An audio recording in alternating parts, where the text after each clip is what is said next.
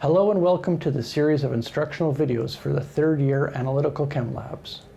I'm Dr. Robin Studley, and this video will be about the instrumental setup for gas chromatography, mass spectrometry, or GCMS.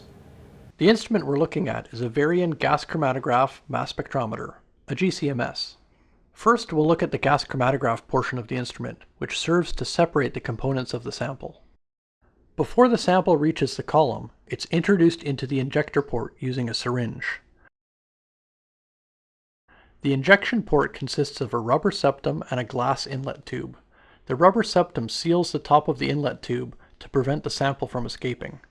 The sample is rapidly vaporized in the inlet tube because the temperature of the tube is set higher than the boiling point of the least volatile component in the sample.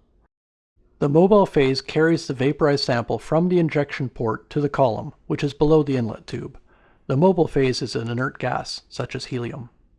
The column sits inside an oven that controls the temperature of the column throughout the separation. Often, the column temperature is initially set below the boiling points of the injected analytes. In this case, when the gaseous analyte reaches the column, it condenses. This process is called cold trapping. In this process, the separation of the sample occurs in the column and is based on two factors: volatility and polarity of the analyte. As the temperature of the oven is ramped up, the more volatile components will boil off and elute out of the column first, while those that are less volatile will remain on the column longer. In terms of polarity, components that have similar polarity to the stationary phase will interact more, resulting in a longer retention time compared to components that have an opposite polarity. As the analyte elutes from the separation column, the carrier gas moves the components into the mass spectrometer. This portion of the instrument is the mass spectrometer. Going from the gas chromatograph to the mass spectrometer requires the pressure of the system to drop, since the mass spec operates under high vacuum.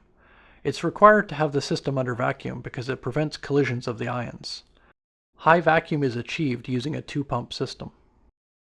The two pumps that are found in this system are a turbopump and a roughing pump.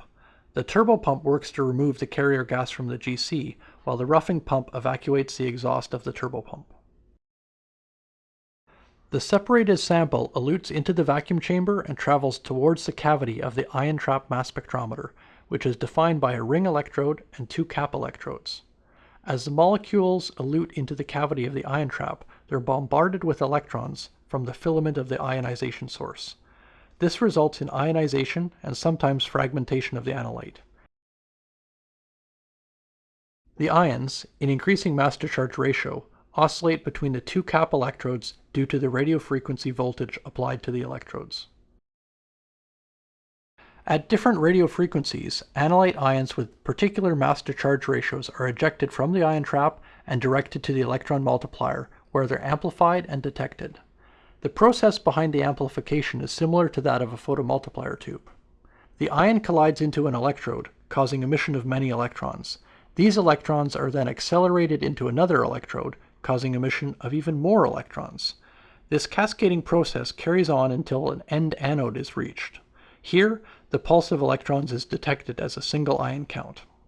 The mass spec scans the mass range every half second, with the signal being digitized and sent to the computer to create a chromatogram of ion count versus time. I hope this video has been useful for you. If you have any questions, please direct them to me or your TA. And thanks for watching.